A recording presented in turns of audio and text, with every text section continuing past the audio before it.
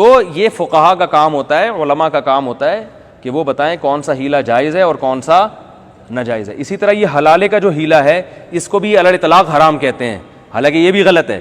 3 طلاقیں کسی مرد نے دے دیں, عورت نے عدت گزاری, عدت گزارنے کے بعد عورت نے کسی مرد سے شادی کی اور بغیر کسی ایگریمنٹ کے, زبان سے ایگریمنٹ نہیں ہوا, نکاح کیا. اب مجھے ایک بات بتاؤ, یہ لوگ کہتے ہیں حلالہ بغیرتی ہے اور حلالے پر لعنت ہے, حلالہ بغیرتی ہے. کون سے اسٹیپ میں بغیرتی ہو رہی ہے مجھے یہ بتاؤ ذرا. پری پلان ہو, پہلے سے ایگریمنٹ کر کے ہو, پھر تو ہے بغیرتی. لیکن قرآن نے بھی تو حلالے کا تذکرہ کیا نا. اللہ نے فرمایا اگر 3 طلاقیں دینے کے بعد, ایک صاحب کہنے لگے حنفی لوگ 3 طلاقوں کو 3 کہہ کے جو ہے نا حلالے کا راستہ کھولتے ہیں. میں نے کہا یہ ہم نے نہیں, یہ قرآن نے کھولا ہے. اگر حلالے, قرآن نے کہا 3 طلاقیں کتنی ہوتی ہیں, 3, اور 3 طلاقوں کے بعد قرآن نے کہا کہ عورت عدت گزارے گی اور اس کے بعد عورت کیا ہے کہ فَإِن طَلَّقَهَا فَلَا تَحِلُّ لَهُ مِن بَعْدُ حَتَّى تَنكِحَ زَوْجًا غَيْرَهُ. قرآن کے الفاظ دیکھو, مرد نے اگر تیسری طلاق دے دی تو یہ عورت اس مرد کے لیے حلال نہیں ہے جب تک کہ کسی دوسرے مرد سے نکاح نہ کر لے. تو قرآن تو خود راستہ بتا رہا ہے کہ جب تک کسی دوسرے مرد سے نکاح نہ کر لے پہلے کے لیے حلال نہیں ہے. صاف پتہ چل گیا اگر کر لے تو پھر پہلے کے لیے کیا ہے, حلال ہے. آپ اس کو بغیرتی کیسے کہہ سکتے ہو بھائی؟ تو قرآن نے کہا اگر دوسرے مرد سے نکاح کرے اور وہ طلاق دے دے.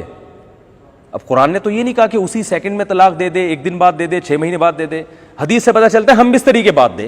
صحابیہ رسول اللہ صلی اللہ علیہ وسلم کے پاس آئیں کہ میرے میاں مجھ سے ہم بستری نہیں کر سکتے, میں تو پہلے شوہر کے پاس جانا چاہتی ہوں. جب میں نے رات گزاری, 1 رات گزاری تھی, اور ان کے وہ نامرد ہیں, وہ ہم بستری نہیں کر سکتے, میں تو پہلے میاں کے پاس جانا چاہتی ہوں, تو میں جا سکتی ہوں.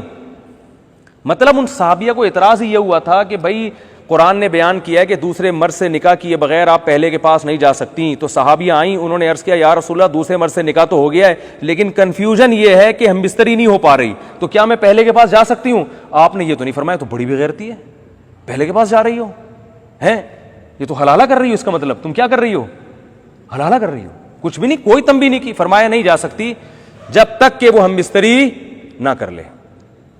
نہیں آ رہی بات سمجھ میں؟ مطلب یہ تھا کہ اگر آپ کے شوہر ہم بستری کر کے آپ کو طلاق دے دیں تو پھر پہلے کے پاس, بولو نا بھائی, صاف اس حدیث کا یہ مطلب ہے یا نہیں ہے کہ بھائی جب تک ہم بستری نہیں کر لیتے علاج کر کے یا کسی بھی طریقے سے. وہ کہہ رہی یا رسول اللہ میں پہلے شوہر سے نکاح کر سکتی ہوں. آپ نے فرمایا لا حتی تذوقی, حدیث کے الفاظ دیکھو, حتی تذوقی عسیلتہ ویذوق عسیلتکی, جب تک وہ تم سے جمع نہیں کر لیتے اور تم ان سے ہم بستری نہیں کر لیتی اس وقت تک تم پہلے کے لیے حلال نہیں ہو. یہ الفاظ ہیں. کیا مطلب؟ صاف پتہ چل رہا ہے اگر یہ کام ہو جاتا ہے تو پہلے کے لیے کیا ہو جاتی ہو, حلال ہو جاتی ہے. صاف حدیث میں ہے. تو یہاں بھی یہی ہے, ایک نظریہ پہلے گھڑا جاتا ہے, ٹھیک ہے نا, فقہا کو ملامت کی جاتی ہے یہ سارے غلط تھے, جتنے فقہا صدیوں میں پیدا ہوئے کتابوں میں سب غلط تھے. ہم ہیں قرآن و حدیث کو سمجھنے والے, اور بیوقوف عوام کو خود چونکہ قرآن و حدیث آتا نہیں ہے تو وہ بیٹھ کے کہتے ہر بات حدیث کے حوالے کے ساتھ. جس حدیث کا حوالہ دے رہے ہیں اس حدیث کا مطلب بھی نہیں سمجھ رہے ہوتے, ٹھیک ہے نا, اس حدیث سے خود ان کی مخالفت ہو رہی ہوتی ہے. تو یہ جو حدیث میں آتا ہے نا کہ نبی صلی اللہ علیہ وسلم نے فرمایا, وہ صحابی آئیں نبی کے پاس, یا رسول اللہ میرے شوہر نے 3 طلاقیں دی تھی, میں نے کسی مرد سے نکاح کیا ہے, وہ مرد ہم بستری نہیں کر پا رہے, اور کیا میں پہلے کے پاس جا سکتی ہوں؟ آپ نے فرمایا نہیں جا سکتی جب تک کہ یہ ہم بستری نہ کر لیں, تو پھر طلاق لے کے جا سکتی. اس سے یہ بھی پتہ چل رہا ہے وہ خاتون, اس میں اشارہ بھی مل رہا ہے کہ وہ خاتون جانا چاہتی تھی پہلے میاں کے پاس لیکن وہ مجبور تھی کہ جمع نہیں ہوا, پتہ نہیں میں پہلے کے پاس جا بھی سکتی ہوں کہ نہیں جا سکتی.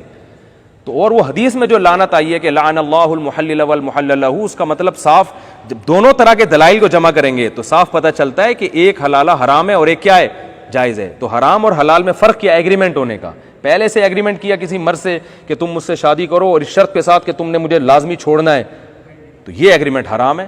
لیکن اگر یہ ایگریمنٹ نہ ہو تو پھر کسی سٹیپ پہ نہ کوئی بغیرتی ہے نہ کوئی حرام کام ہے. کیوں نہیں ہے؟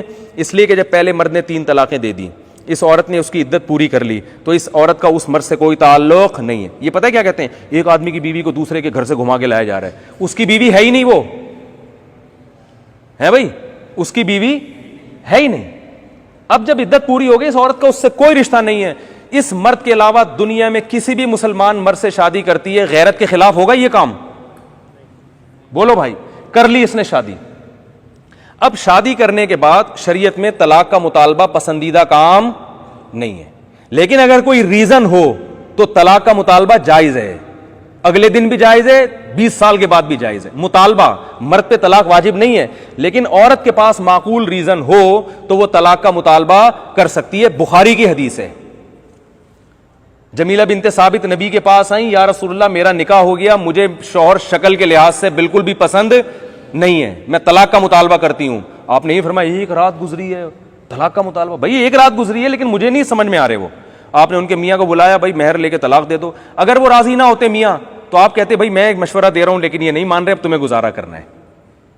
لیکن وہ مان گئے, انہوں نے کہا جب نہیں رہنا چاہتی تو میرا مہر واپس کرو, طلاق دے دی ان کو. یہ بغیرتی تھی معاذ اللہ. اور نبی اگر یہ غیرت کے خلاف کام تھا تو نبی رہنمائی کریں گے؟ تو جیسے ایک شوہر کی شکل پسند نہیں آ رہی, طلاق کا مطالبہ کیا, تو عورت کا جب نکاح ہو گیا, شوہر نے ہمبستری کر لی, اب عورت کو پرانا مرد یاد آ رہا ہے, اس کو احساس ہو گیا بھائی میرے وہاں بچے ہیں, میں آپ کے ساتھ گزارا نہیں کر سکتی, میں وہ کہے گا پھر اسی سے نکاح کرتی. بھائی شریعت میں اس سے نکاح میرے لیے حرام تھا. تو اب عورت کو رائٹ ہے کہ وہ اس بیس پہ بھی طلاق کا مطالبہ کر سکتی ہے. چھوڑ دیں تو نوازش ہوگی, نہیں چھوڑتے تو زبردستی. بولتے کیوں نہیں چھوڑتے تو بھائی زبردستی نہیں کر سکتی آپ کی بیویوں, پھر اس کو گزارا کرنا پڑے گا. پھر یہ نہیں کہ ہر وقت طلاق مسلط کر کے رکھ, بھائی میں گزارا کروں گی, لیکن چھوڑ دیں تو نوازش ہوگی. میرے بچے ہیں, آپ سوتیلے باپ ہو, بچے ڈیوائڈ ہو رہے ہیں, آپ یہ کہہ سکتے ہیں پھر یہ ایسا کام کیا کیونکہ اس نے طلاق دی. تو وہ تو جب بھی کوئی طلاق دیتا کوئی نہ کوئی ایسا کام کرتا ہے تو ہی ہوتی ہے نا.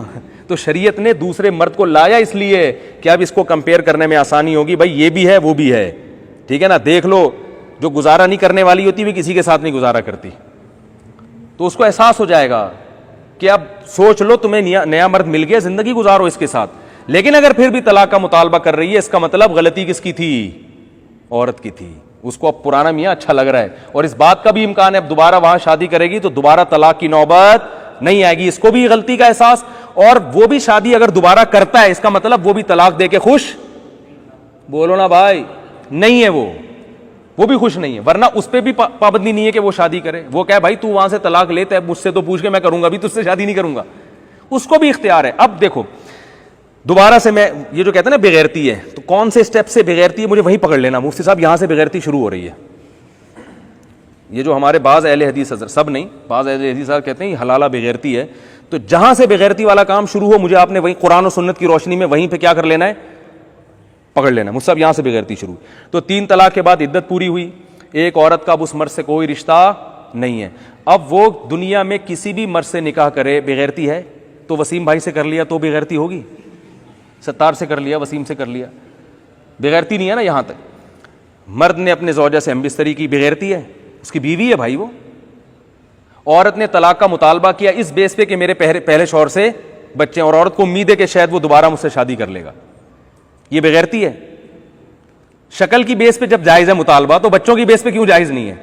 شوہر نے نہیں دی طلاق, ٹھیک ہے نہیں دی, لیکن اگر دے دی, اس نے کہا یار چھوڑو, جب نہیں رہنا چاہتی, تو جو عورت نہیں رہنا چاہتی اسے کون رکھتا ہے؟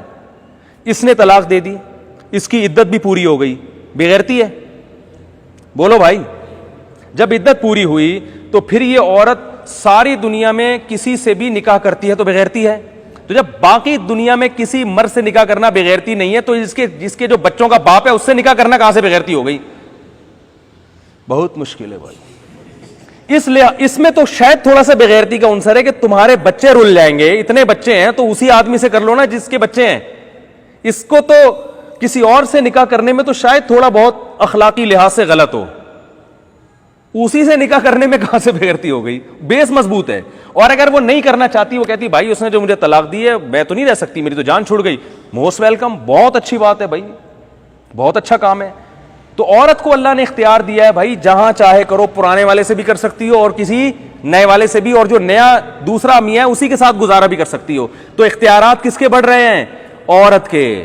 لوگ کہتے ہیں عورت پہ ظلم ہو گیا, ہائے بیچاری کو حلالہ کرایا جا رہا ہے, ہائے بیچاری کو ساتھ یہ کیا جا رہا ہے, ہائے بیچاری. کیوں بیچاری کے تو اختیارات بڑھائے جا رہے ہیں. بیچاری کو کہا جا رہا ہے تو اس نے تو کمبخت نے طلاق دے دی, تم نہیں رہنا چاہو تو تمہاری مرضی ہے. بیچارہ تو وہ ہے.